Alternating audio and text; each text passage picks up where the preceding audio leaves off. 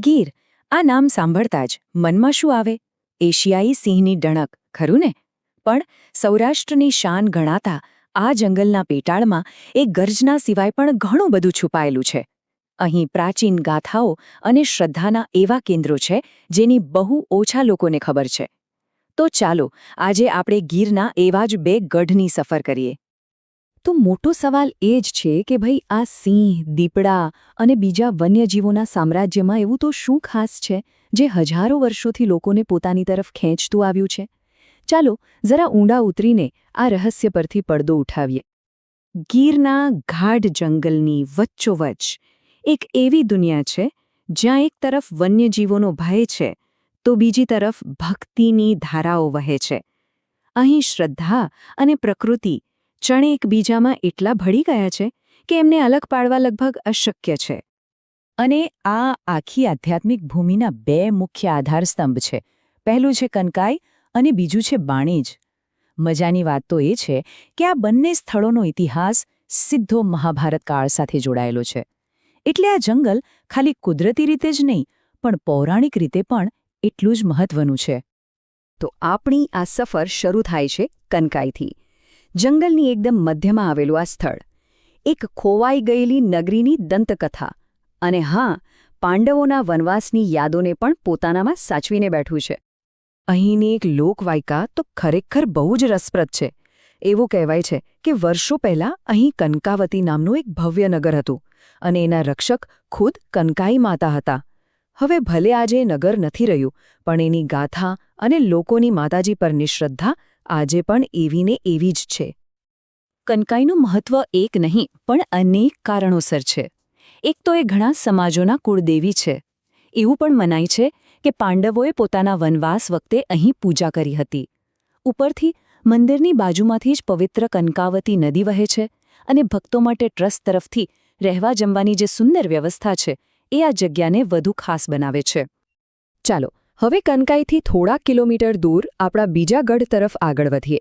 નામ છે બાણેજ. આ નોમ જ મહાભારતની એક એવી રોચક ઘટનાની સાક્ષી પૂરે છે જ્યાં અર્જુનના માત્ર એક બાણે ઇતિહાસ રચી દીધો હતો. વાત એમ છે કે વનવાસ દરમિયાન માતા કુંતીને ખૂબ તરસ લાગી. આજુબાજુ ક્યાંય પાણી નહોતું. ત્યારે અર્જુને જમીનમાં એક બાણ ચલાવ્યો અને ચમત્કાર થયો. ત્યાંથી ગંગાની પવિત્ર ધારા ફૂટી નીકળી અને બાણથી જન્મેલી આ ગંગા કહેવાય બાણગંગા, જેનું નામ સમય જતાં બાણેજ થઈ ગયું. અને આ ચમત્કાર પછી અર્જુને એ જ પવિત્ર જગ્યાએ ભગવાન શિવના બાણેશ્વર મહાદેવ શિવલિંગની સ્થાપના કરી. આજે પણ ગીરના જંગલની વચ્ચે એ ઝરણું બારે માસ વહે છે અને જાણે કે શિવજીનો નિરંતર અભિષેક કરતું રહે છે. પણ બાણેજની વાર્તા અહીં પૂરી નથી થતી. આ તો થઈ પૌરાણિક વાત. એની એક આધુનિક ઓળખ પણ છે જે તેને માત્ર ધર્મનું જ નહીં પણ આપણી લોકશાહીનું પણ એક અનોખું તીર્થ બનાવે છે. અને આ એક એવું ઉદાહરણ છે જેણે આખી દુનિયાનું ધ્યાન ખેંચ્યું છે. તો સવાલ એ છે કે મહાભારતની કથા સિવાય બાણેજની એવી તો કઈ ઓળખ છે જે તેને આટલી ખાસ બનાવે છે? આનો જવાબ જાણીને સાચે જ નવાઈ લાગશે. જવાબ છે માત્ર આ એક આંકડો, નંબર 1. હા, બસ આ એક આંકડો જ બાણેજને ભારતીય લોકશાહીની તાકાતનું પ્રતીક બનાવે છે. અહીં મંદિરમાં રહેતા એક માત્ર મહંત માટે દર વખતે ચૂંટણીમાં એક આખું મતદાન મથક ઊભું કરવામાં આવે છે. વિચારો, જંગલની વચ્ચે માત્ર એક મત માટે આટલી મોટી વ્યવસ્થા. આજ તો આપણા દેશની લોકશાહીની સુંદરતા છે. તો આખી સફર પરથી શું શીખવા મળ્યું?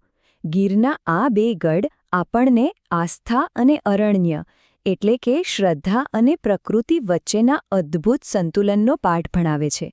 ચાલો આ યાત્રાના જે મુખ્ય મુદ્દાઓ છે તેના પર ફટાફટ એક નજર કરી લઈએ. તો ટૂંકમાં આ આપણી યાત્રાના બે મુખ્ય ગઢ હતા. એક તરફ છે કનકાઈ, જ્યાં કનકેશ્વરી માતા બિરાજે છે, જે ખોવાયેલી નગરીની કથા સાથે જોડાયેલું છે અને હજારો ભક્તો માટે શ્રદ્ધાનું કેન્દ્ર છે. અને બીજી તરફ છે બાણેજ, બાણેશ્વર મહાદેવનું ધામ, જે અર્જુનના બાણની કથા અને લોકશાહીના એ અનોખા પ્રતીક માટે આખી દુનિયામાં જાણીતું છે. અને હા, જો ક્યારેક આ સ્થળોની મુલાકાત લેવાનો પ્લાન બને તો કેટલીક વાતો ખાસ ધ્યાનમાં રાખવા જેવી છે. આ વિસ્તાર સાસણ અને તુલસીશ્યામની વચ્ચે આવેલો છે. અહીં જવા માટે ફોરેસ્ટ ડિપાર્ટમેન્ટની પરવાનગી લેવી ફરજિયાત છે. રાત્રે રોકાઈ શકાતું નથી. અને સૌથી અગત્યની વાત, આ પ્રકૃતિનું ઘર છે. તેને સ્વચ્છ રાખવાની જવાબદારી આપણા સૌની છે.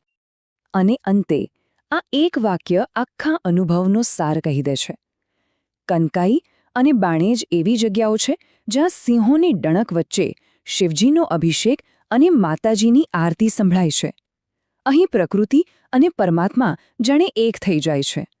આ બધું જોયા પછી એક સવાલ મનમાં જરૂર થાય કે શું આપણા આધુનિક જીવનમાં પણ આપણે શ્રદ્ધા અને પ્રકૃતિ વચ્ચે આવું સુંદર સંતુલન શોધી શકીએ?